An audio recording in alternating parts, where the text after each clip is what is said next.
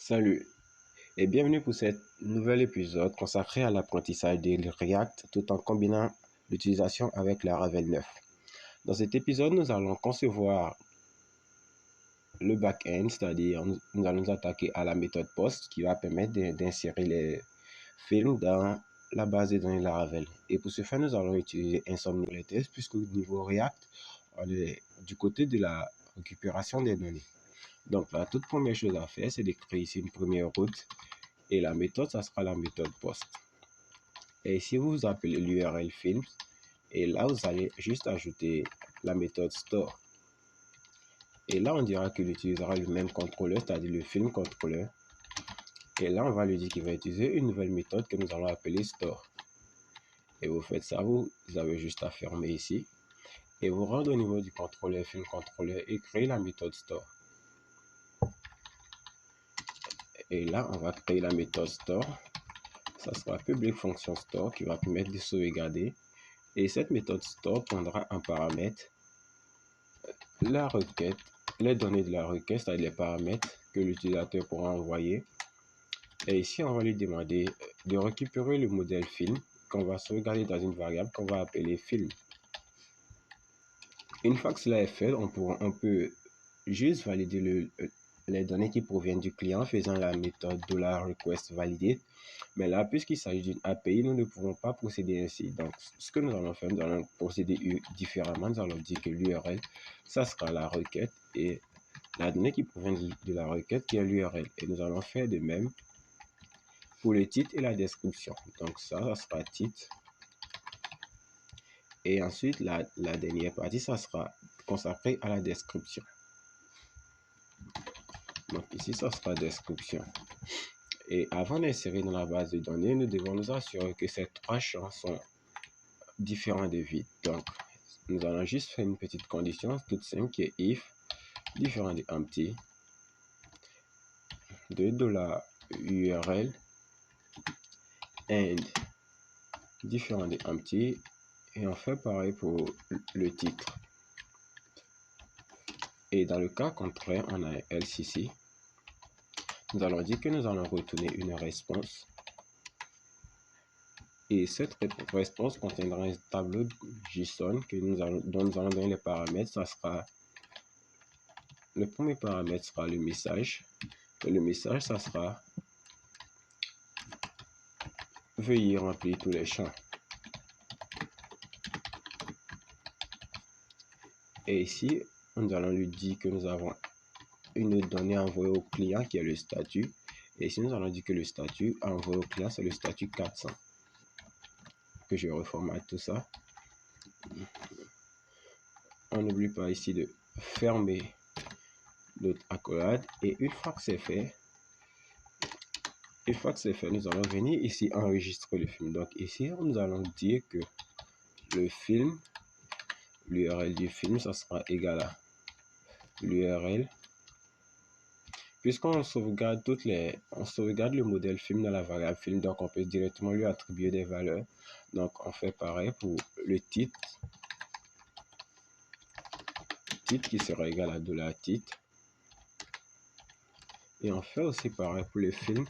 Et cette fois, on attaque la description qui sera égale à la description. Et pour finir, on sauvegarde le film avec la méthode save.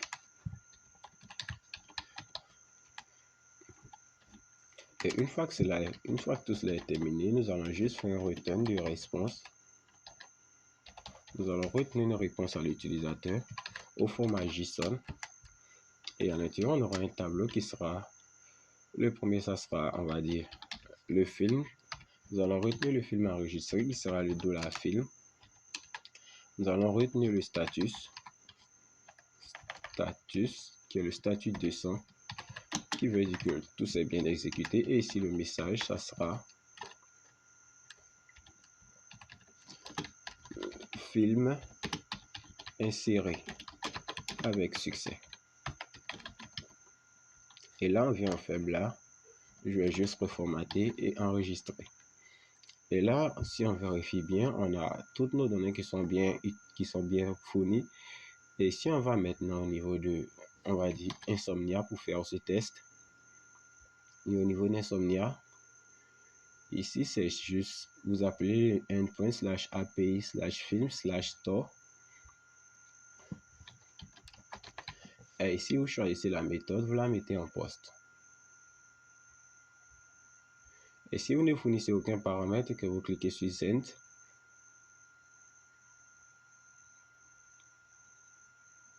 on a ici le message qui est retenu qui nous dit de remplir tous les champs et on a le statut 400. Donc, ce qu'on va faire, on va aller juste au niveau du query. Non, on va rester au niveau du body et on va lui dire qu'on veut afficher du body.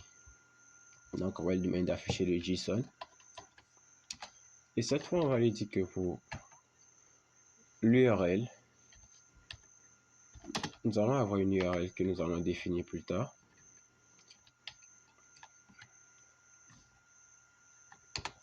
Nous allons dire que nous avons un titre et ça sera Amazing Spider-Man.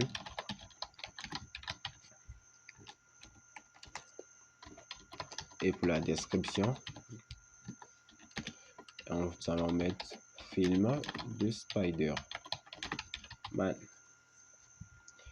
Et ce que je veux, un fichier où j'ai listé certains films, donc je vais prendre directement ce premier lien, ça va me permettre d'avoir des images de films directement. Et ici, l'URL, ça sera ça. Et ici, le titre du film, ça sera différent, ça sera Suicide Squad. Et cette fois-ci, on clique sur le bouton Send. On envoie la demande, la requête à la base de données. On patiente un peu.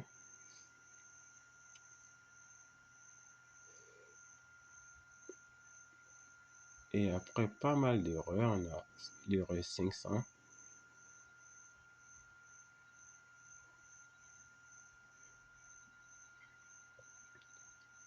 Et ici, il nous dit que la colonne description n'est pas trouvée. Nous avons fait une erreur au niveau de la base de données. Au niveau de l'envoi, ici c'est description et non description. Donc on corrige ça rapidement et on envoie les données. Et cette fois, on a le film qui est ramené et on récupère l'objet. Et le message ici, c'est film inséré avec succès. Donc du côté de Laravel, c'est terminé. Nous allons aller afficher ce film du côté de React. Donc du côté de React, si vous vous souvenez, nous étions arrêtés à ce niveau où nous avions affiché juste le film et nous avons affiché la longueur du tableau des films qui provenaient de la base de données. Donc là, si je retourne maintenant sur le site web de React, sur notre application React, j'ai bien le film qui apparaît et à l'intérieur, j'ai bien le 0 qui me dit qu'il n'y a aucun film qui provient de la base de données. Et pourquoi est-ce qu'on a ce 0 là? Parce qu'on n'a pas encore actualisé. Donc cette fois-ci, je reprends et que je réactualise. Vu que j'ai ajouté un nouveau film dans la base de données, j'aurai ici le film qui va s'incrémenter et qui va passer à 1. Oui, là, on a le film qui est passé à 1. OK. La prochaine étape, c'est de récupérer ce film et l'afficher. Donc, pour ce faire, ce que je vous propose, c'est de créer ici une méthode qui va permettre de faire le rendu du film. Donc ici, on va créer une méthode de rendu. Et ici, là, on va lui dire que ça sera movies render. Ça sera une fonction fléchée, on va dire, qui va retourner quelque chose que nous allons définir. Et ici, avant de retourner quelque chose, nous allons dire que là, nous avons un gestionnaire d'état qui permet de savoir si la page est accessible ou non. Donc, par défaut, la page, on a mis un loading qui veut dire chargement à trop, c'est-à-dire la page charge. Et ce qu'on va faire ici, c'est que lorsqu'on finit de récupérer tous les films et qu'on les sauvegarde dans la variable d'état film, on veut faire passer maintenant cette variable d'état loading à false pour lui dire qu'on n'a plus d'écran de chargement. OK? Ensuite, ce qu'on veut faire, c'est qu'on va juste venir ici, on va lui dire que au niveau du return, si jamais nous avons un écran de chargement, tu retournes cela. Dans le cas contraire, tu retournes ça. Et si on a l'écran de chargement, ici, on va juste mettre une div qui contient un test qui sera chargement. Et dans le cas contraire, si on n'a pas l'écran de chargement, on sera dans cet exemple. Donc là, on aura d'abord une div toute simple. Et à l'intérieur maintenant de cette div, nous allons récupérer les données. Alors ici, tous les films sont récupérés dans la variable film, donc on peut juste faire un film.map pour le récupérer ici, on va juste faire un films.map et à l'intérieur, ici, on récupère, on va dire, on a le film ici et on récupère ça. Ensuite, là, on a un return et là, on a une div ouvrante et fermante. Et ici, ce qu'on veut faire, on veut juste avoir un titre. On veut récupérer le titre du film ici en faisant un H4. Et ici, on va juste mettre un film.titre. Et ainsi, on récupère le titre du film. Et si on veut afficher ces films au niveau de la page, parce que pour le moment, la page est vieille, si on veut les afficher au niveau de la page, on va juste venir aussi recouper notre application. Ici, nous allons juste lui donner une autre div. Et si ça sera, on va lui donner une classe name différente qui sera le header qu'on va bientôt customiser. Et là, on mettra le film suivi de la longueur du film. Et ici, on aura une autre div ici qu'on laissera toute simple. Et à l'intérieur, on va ouvrir les accolades et on va appeler notre méthode MovieRender. Et là, je m'assure d'avoir bien séparé tout le code. Donc là, on crée une fonction qui va rendre tous les films, qui est une fonction fléchée qui retourne, si on est à l'état de chargement, le test chargement, et si on n'est pas à l'état de chargement, elle retourne les films ici. Donc c'est bien fait, on va maintenant tester. Donc si on retourne ici, qu'on actualise, si on retourne ici, qu'on actualise, on voit qu'après un certain temps, le titre du film apparaît et le titre du film, c'est bel et bien Suicide Squad. Alors là, lorsqu'on fait un rendu on fait un rendu au niveau des listes du côté de React, il faut que chaque élément ait une clé unique. Donc dans notre cas, vous voyez qu'on a bien ce warning qui s'affiche dans la console. Comment est-ce qu'on peut régler ça? C'est-à-dire sur l'élément parent, c'est-à-dire à l'intérieur de la map, lorsqu'on retourne tous les éléments, on doit mettre une clé sur cet élément parent. Donc là, ce qu'on peut faire, on peut juste venir lui dire qu'on a un key qui est égal à le film ID puisqu'on récupère l'ID du film. Et cette fois-ci, on revient ici, qu'on rafraîchit la page, on aura ce warning qui disparaîtra de la console. Bien, là, on peut dire qu'on peut procéder ainsi pour récupérer tous nos films. Donc, si on veut récupérer l'image du film, on fera la même chose. Et là, la source de l'image, ça sera égal à le film.url.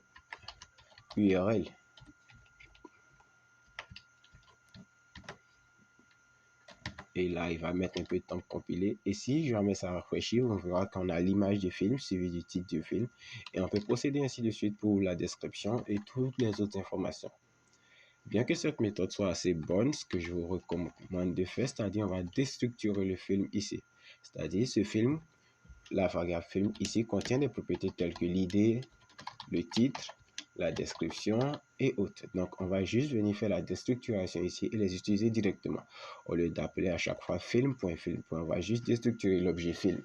Donc, pour la déstructuration de l'objet, on va juste ouvrir ici les guillemets et ici mettre les différentes propriétés de l'objet. Ici, on a une idée, on a un titre, on a une URL, on a une description.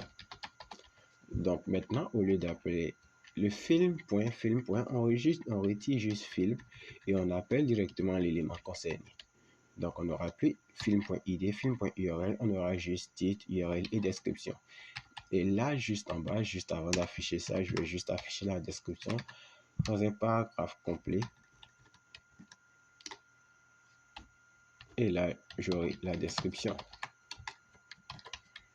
Et si je reformate tout ça, et que je retourne sur l'application, sur le site, on va dire, j'ai bien le film qui apparaît, Suicide Squad, et ici, je pense avoir ajouté un second film.